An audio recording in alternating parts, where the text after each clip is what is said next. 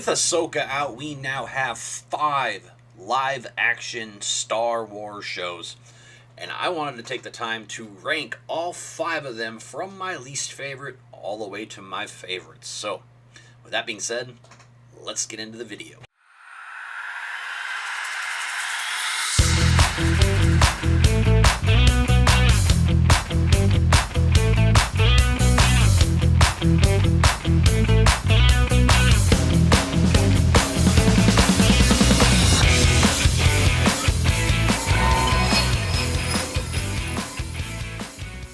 Hey, what is going on, my specialist SPC here, and welcome back to the channel for a brand new video. So, with Ahsoka recently ending here just a few weeks ago, I decided I really wanted to just kind of sit on it and actually let my thoughts really roll on how I actually felt about the show.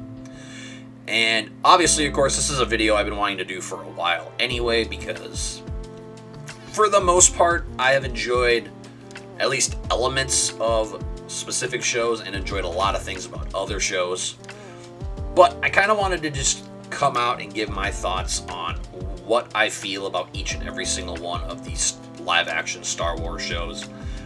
I did originally think about throwing in Tales of the Jedi, Season 7 of Clone Wars, Resistance, and Visions, but I decided I wanted to just do the live-action stuff for this video.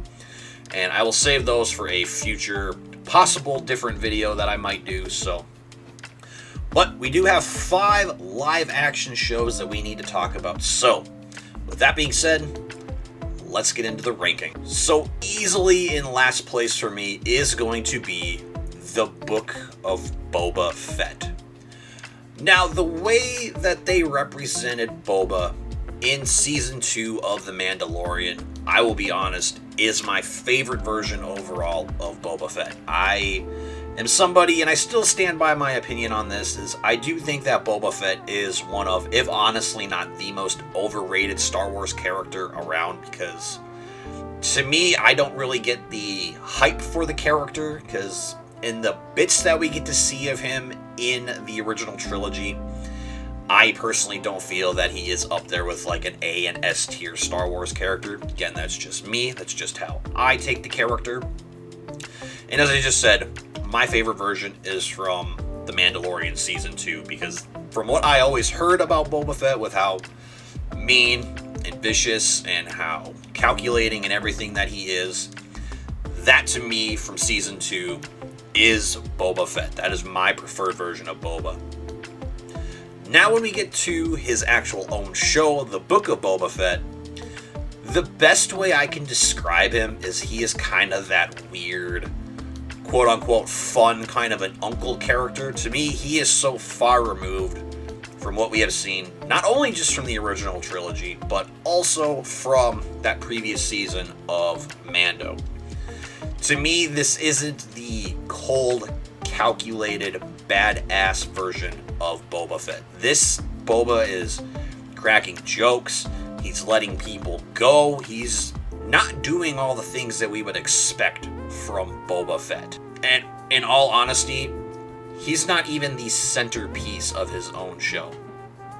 To me, it's kind of sad where the best parts of the Book of Boba Fett are basically chapters 17 and 18 of The Mandalorian. You get 2 full episodes of Mando setting up the next season of the show. And not only that, but to me, Fennec Shand seems more like how Boba should be represented in this show compared to how Boba actually is. But it's not to say that this show is all bad. It does have some redeeming moments for me. I do like the last episode. I do think that's probably one of the better episodes of the show. I absolutely love the flashbacks, getting to see Boba actually crawl out of the Sarlacc pit, getting to see what he actually did to get out, how he actually survived afterwards, and even just the flashbacks in general, seeing him interact with the Sand People, besides one particular moment that was supposed to be comedic, wasn't really comedic at all. To me, besides that moment, that is what I was more invested in with this show, was seeing all of the flashbacks of him being a part of this Tusken Raider tribe and how he actually continued his life after what happened during the events of Return of the Jedi. But this ultimately is the most disappointing show for me because I had such high hopes. It looked like it was supposed to be... It was even kind of worded for some people that this was supposed to be the godfather of the Star Wars shows. We thought we were going to see Boba be this, hierarchy and have him actually, have these people do things for him, actually have him go out and maybe fight other people. And we also did get to see a live-action version of Cad Bane, which I did think was pretty cool to see, even though with how they ended this show, which it's very unclear whether Cad Bane is actually dead or if he is just incapacitated. We don't know because honestly I don't foresee a season 2 of the show coming out. Maybe there might be, I don't know. And hopefully if they do, they go back to how Boba was in Mando season 2. So ultimately for me, while I still think it is a solid enough show, Book of Boba Fett easily the most disappointing and personally worthy of being in the bottom spot. Now this is where I know I'm going to divide people, and just hear me out because this is just my reasons. Obviously this is just my own personal ranking. But for me, in 4th place is going to be Andor. Now, I want to set the record straight here before I even get into the reasons why Andor is here at number 4. First of all, I love Rogue One. Rogue One is overall my 4th favorite Star Wars film, my 2nd favorite, probably favorite Disney product that we have gotten in this new era of Star Wars stuff.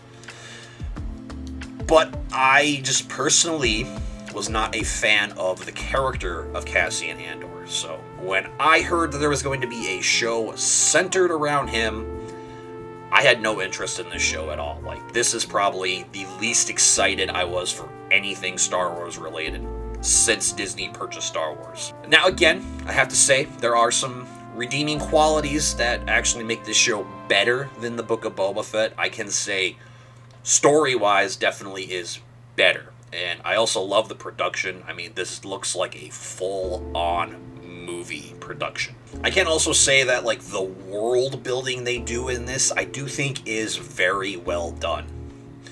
And I can say, like I said, this is like a cinematic type of a show, and I really do enjoy it. But again, I still don't like the character of Cassian Andor. I'm not a fan of him at all. I'm kind of hoping Season 2 will redeem the show a little bit, maybe even point me more towards being a bit better of a fan of Cassian Andor. I'm not sure. We're going to find out, obviously, here next year when the show comes out. But this, to me personally, is probably the more boring show out of everything. There are 2 episodes I really do enjoy, and they're probably the 2 biggest highlight episodes of this show. The first one is, I just call it the heist episode. I don't remember what the actual episode is called. That's, of course, the one where all the fireworks are going off and Cassian is flying that ship. I just thought that was a cool moment, having TIE fighters go up against them and going through all of these different fireworks and stuff going on. And, of course, obviously, One Way Out, which I do think is the best episode of this entire show. But again, I was just bored watching this show. To me personally, I don't think this show was worthy of being 12 episodes, especially too where, for me, again, personally, I know there were some, elements for each episode that continued through the series, but it was almost like you watched like 3 different seasons of this show. And I just personally think the show should have been called Star Wars Rebellion. If this would have focused more on the actual building of the rebellion against the Empire, I would have been all in. Honestly, I probably would give this an even higher rating than I already give the show of Andor, but I just don't think this show should have been focused around him. While at points, he's kind of like a side character, he's kind of just pushed aside for other characters. I didn't have a lot of interest. While this is more of a world-building show, more than showing us a lot of action and a lot of other things that I love about Star Wars. And I've said this since Rogue One, and even when Solo came out. For me personally, I don't need the Force. I don't need Jedi and Sith and stuff like that. As long as there's a good story with good characters and a good amount of action, I'm perfectly fine with whatever you give me. Which, you know, you guys will find out here in a little bit how big of a fan I am of The Mandalorian, as that was something new and unique. We don't have a lot of that stuff in the show. But I just kind of hope that when Season 2 comes out, there might be more of a focus within the show, more of a focus in the story, maybe even building up Cassian a little bit more. Like I said, I didn't have no interest in this show. I was looking forward more to a Lando show than an Andor show. But again, just to me, this seemed like, personally, again, besides Book of Boba Fett, this seems like the most unfocused show out of all the Disney Plus shows. Again, if this was just called Star Wars Rebellion and maybe Cassian popped up in an episode, I would have been more okay with it, but I'm not a fan. I'm sorry. I know for a lot of people this is the best Disney Plus show we've gotten, even overall the best thing we have gotten out of Disney Star Wars, maybe next to Rogue One. Andor, I'm just personally not a fan. I do think production-wise it's great, but overall this is just the most boring show for me, and I'll be honest, I might struggle to rewatch Season 1 before Season 2 comes out. But personally for me, Andor is here at number 4. And on to now my second biggest hot take for me. Number 3 is going to be ObiWan Kenobi. Now, while I have this in the middle of my list, I do think personally, and again this is just for me, is a better show than Andor. It captures my attention more. There are things in this show that I like a lot more than Andor. While we can get the biggest problems out of the way, for me, my overall biggest problem with this show is the character of Reva. I'm not interested in this character. And it's nothing against the actress. I know right after the show came out, she got a lot of hate. She got a lot of attacks, you know, like most people do in the Star Wars community. Again, Daisy Ridley, John Boyega, Jake Lloyd, Kelly Marie Tran, Ahmed Best. I mean, those are the biggest prime examples. I have nothing against the actress. It's just the character itself. There's no reason this character should be alive. I mean, she literally gets stabbed in the stomach twice by Darth Vader, and she's still alive. Got stabbed during Order 66, gets stabbed during her little minor duel with Darth Vader. There's no reason this character should be alive at all, and there's no charisma. This is just one of the most uninteresting villains we have in all Star Wars. To me, the best Inquisitor overall that I've enjoyed out of probably all the Inquisitors is Trilla from Jedi Fallen Order. To me, I just think that is the best Inquisitor for me. It's the most intriguing Inquisitor. So, and I mean, obviously, one of the other big problems too with this show is the production. It's definitely a lot cheaper than Andor. You can definitely tell. But I do enjoy this show. Obi-Wan Kenobi is there in my top 5 favorite Star Wars characters, and just the fact that we get to finally see Obi-Wan back on the screen again, I thought was just phenomenal. Not only that, but Ewan McGregor coming back to play Obi-Wan, it's literally like they shot this immediately after Revenge of the Sith. He steps right back into that role like he never left. And again, this is my favorite version of Obi-Wan as well. To me, Ewan McGregor, just not only one of my favorite actors of all time, but he, to me, portrays this character better, and it's no disrespect to James Arnold Taylor and even the late, great Alec Guinness, but this, to me, is the definitive Obi-Wan Kenobi. Not only that, but to me as well, my next biggest hot take for this show, Hayden Christensen, to me, is the best on-screen live-action Darth Vader in Star Wars for me. This is my favorite version of Darth Vader. I love what they did with him in this show. Between his lines, his presence, especially too when he walks through that village, he shows no mercy trying to find Obi-Wan. He's just killing all these villagers for absolutely no reason. Even too with the way he stalks Obi-Wan, I got a lot of like Michael Myers vibes from him. And even too when that scene when there's just fire everywhere and he just drags Obi-Wan through it with the Force. This is the most menacing Darth Vader of the series. I cannot praise what Hayden Christensen has done since he's returned to Star Wars as both Darth Vader, and even in the flashback we get with him as Anakin Skywalker again, which have a bit of a nitpick with that is it's definitely noticeable with his age. It's like they didn't even try to de-age him in this scene besides give him the Padawan hair again. And I love what they did with Leia. I like how they actually include Leia, kind of to a degree give them a bit more of a relationship, having there be a big reason as to why she sends the message with R2 to find Obi-Wan, to have him be the one to come and save her. And like I said, I really enjoy this show. I know, there's obvious things too, like, the little chase with Leia and the three guys trying to chase her down. It's a comedic moment. It's a dumb moment. I can willingly say that, but overall, I enjoy this show so much. Even the final episode, which I do think is the best episode of the show, there's so much anger, emotion, just everything you want in a lightsaber duel as well in that final episode between Obi-Wan and Vader. And getting to have another moment between Obi-Wan and a little bit of Anakin, you get to see very mirrorish to what Ahsoka does in that episode of Rebels, Twilight of the Apprentice Part 2, where you get to see the half of Vader's face, and you get to see that, mirror that, as well as seeing where it eventually goes when only Obi-Wan and Ahsoka both are able to do half of Anakin, where Luke is able to take the full helmet off. I thought that was a great moment personally, but I do. Again, as I said, I really enjoy the show. I have not as many problems with this show as a lot of people do, but I'm keeping my fingers crossed for a season 2 of this show, or even if they decide to finally go and do a movie with them. But ObiWan Kenobi takes the number 3 spot here on my live-action Disney Star Wars rankings.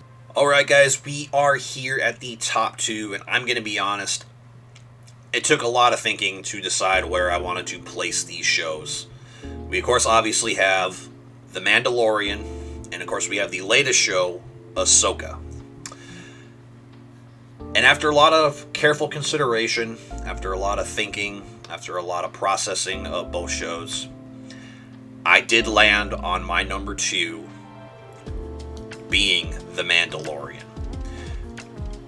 And it hurts me to have to put this as low as I did, but I do have my reasons. My biggest praise for this show is honestly the first 2 seasons. The story, I love it. The first episode of this show still is my favorite episode of the entire series. I know for a lot of people it's that final episode of season 2, obvious reasons, but I will get to that when we get to it. But to me, that first season was just peak for The Mandalorian. It was a different, unique story. We got different planets. We finally get to see the actual life of a bounty hunter. We get to see how he is actually working with the Empire for certain reasons. I love the action. Just the whole first season. I personally think it's the best season of The Mandalorian by far. You get to season 2, we start getting all the things we actually love about Star Wars. We're starting to get more people put in here. We're getting another new character in Cobb Vanth. Absolutely loved that. And I guess that's also one thing too I want to also talk about real fast is all these new characters. Of course, we're introduced to me, one of my favorite Star Wars characters of all time now, Din Djarin, the Mandalorian. I love the way that he is in this first season. He's cold, calculating. We get to see a character arc with this character, get to see him grow as a character. The introduction of other characters such as Cara Dune, obviously, all the politics and everything aside with the actual actress who portrays her, I thought Cara Dune was a great addition to Star Wars. I love the backstory of this character, like her being a former rebel, actually being a part of the rebellion and fighting on Andor and everything. I thought with what they did with her was great. It's unfortunate we're probably never going to see the character on screen again, but for the 2 seasons we got of her, I thought was awesome. Even to Grief Karga. Took me a little while to get into him, but I finally did come around to him. I thought he was a great character, obviously, of course, portrayed by Carl Weathers. Great job. Then we get to Season 2. Now that we're getting back into that. Season 2 here. We start bringing in other characters that we're familiar with, such as Boba Fett. We obviously get Ahsoka here.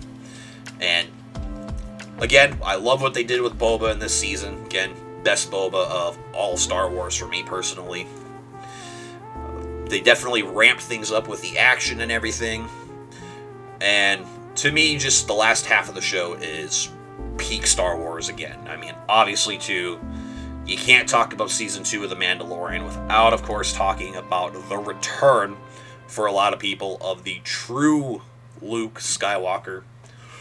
Getting that awesome moment of him going through, destroying all the Dark Troopers, going through, taking Grogu, and getting to see a de-aged Mark Hamill and R2-D2 next to him again. It's like you were watching Return of the Jedi all over again. It was great.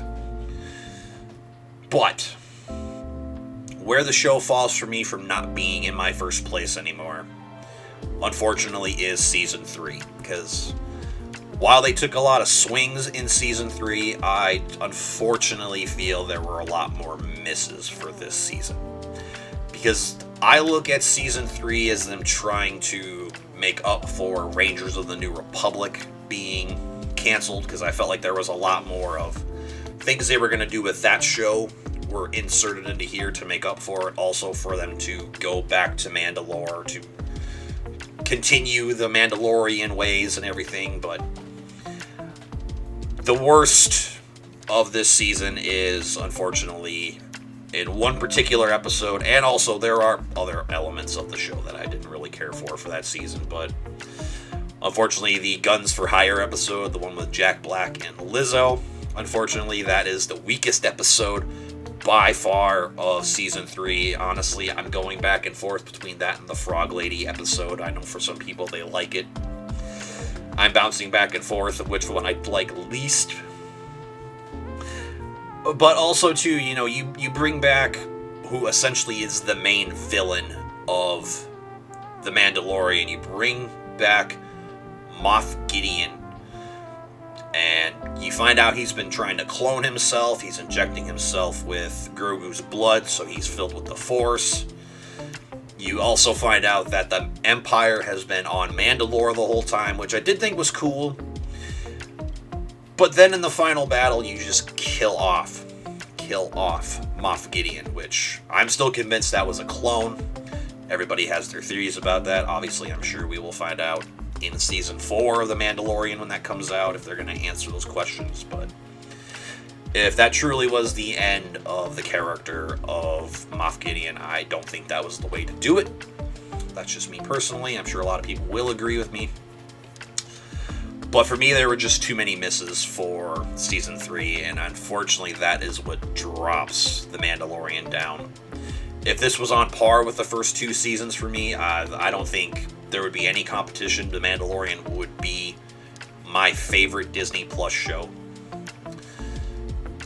But my new favorite Disney Plus show, and it might even be recency biased, I don't know, we will see. But for me, the best Disney Plus Star Wars show as of right now is Ahsoka. I'll be honest, I had my skepticisms going into this show because I didn't know what they were going to do with the show. I didn't know what they were going to do with the character.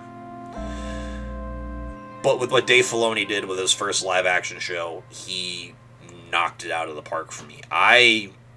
Going back and reviewing each episode we did on our Talkalorian Live, which I will post up here if you guys want to go check out our Mandalorian or Mandoverse podcast series we are doing. We did go through the first 3 seasons of The Mandalorian. We also did the Ahsoka as well here recently, so you guys can go see our overall thoughts on the show up there.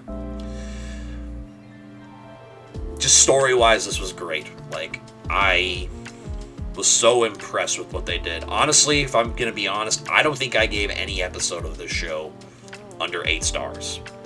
I enjoyed every single episode of this show. I thought with what they did with Ahsoka was great. It was great to see what Rosario Dawson was able to do with the character in live action form. Getting to see live action versions too of some of our favorite Rebels characters like Hera, getting to see Chopper in live action was great.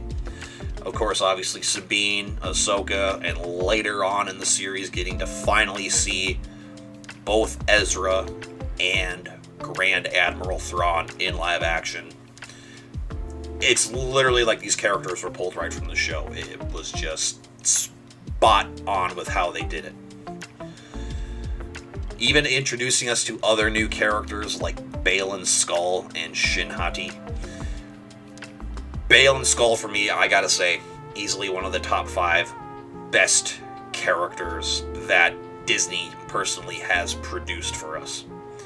Getting to see how he interacts with his Padawan, how he has his take on the galaxy with his reasonings for what he is doing, why he's helping Thrawn, why he is helping Elsbeth. And even just his introduction was great. Like, it was literally like reintroducing us to Darth Vader. That's how I felt about this character. And unfortunately, I don't know how we are going to be able to continue his story, since, of course, Ray Stevenson has unfortunately passed away prior to the show's release. I do think that he easily was the best character and easily the best performer of Ahsoka by far. So, even Shin, I was a little mixed on her throughout the series, because there were some episodes I thought she was really good. There were some that I thought she was kind of bland and boring. And one of my other big problems, I have to say, that hold Ahsoka back from being like peak 5-star perfect Star Wars, I just think some of the casting was not well done. Natasha, the girl who plays Sabine in this show, I thought she did okay, but I did not see a lot of what I liked about Sabine from Rebels in the show. Hera kind of just seemed like she was a bit of an afterthought in this show. She is played by Mary Elizabeth Winstead, of course the wife of Ewan McGregor. I thought for what we got of her, she was good, but to me this just did not feel like the Hera that we got in Rebels. There was no Zeb, which I thought was kind of weird as well, how he pops up in a couple quick minutes in The Mandalorian Season 3, but we don't get any of him in Ahsoka. But I do think that the best casting was for Ezra. I loved the character of Ezra. He is what I was most afraid of out of all the Rebels characters in this show. But I did think that the way he was represented, the way he carried the rest of the show on, was phenomenal. But my other big thing I gotta say about Ahsoka is I don't think this show should have been called Ahsoka. This should have just been considered Rebels Season 5. Because there's really only a couple of episodes and a couple of big moments that really focus on Ahsoka. And of course, obviously, all of Episode 5, the Shadow Warrior episode, that is all Ahsoka. It's just, to me, this seemed more like we were focused more on the Rebels characters in this show. So I just don't think this should have been called Ahsoka at all. I even, too, have to say that this has some of the best choreography of any Star Wars show by far. Lots of lightsaber duels. Lightsaber duels in pretty much every single episode of this show. At least lightsaber action. So for all the die-hard, Jedi Force users, obviously this show was probably peak for them.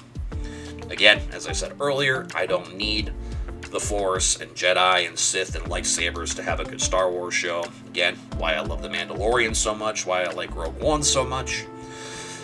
Again, even though I didn't like Andor, there were elements of Andor I like about that. I just really wish that the show would have been focused more on Ahsoka and her actual trials and tribulations. We really don't get that until later episodes of the show. But I do think that overall, as of right now, this is the best Disney Plus live-action Star Wars show we have gotten. And if there's going to be a Season 2 of this show at least, I hope it is focused much more on Ahsoka overall as a character. So, as of right now, Ahsoka takes the first place spot. And guys, that is going to do it here for my ranking of all the Disney Plus live action Star Wars shows. Hope you guys enjoyed. Make sure you guys go down below in the comments section. Let me know your guys' ranking of all 5 of these shows. And if you do disagree with my rankings, that's okay. Again, just be respectful about it, and let's have a good conversation down in the comments section below. Also, make sure you guys stay tuned for a companion video for this, where I'm going to give you guys the 5 Disney Plus Star Wars shows that I personally want to see in the future. And there will be an animated show in there that, again, I was going to put the animated shows in this ranking, but I just decided not to. Again, maybe that'll be another video down the line. We will see. But make sure you guys stay tuned for that video. And with that being said, you guys, make sure you hit that like button, subscribe if you haven't already, and we'll see you in the next one.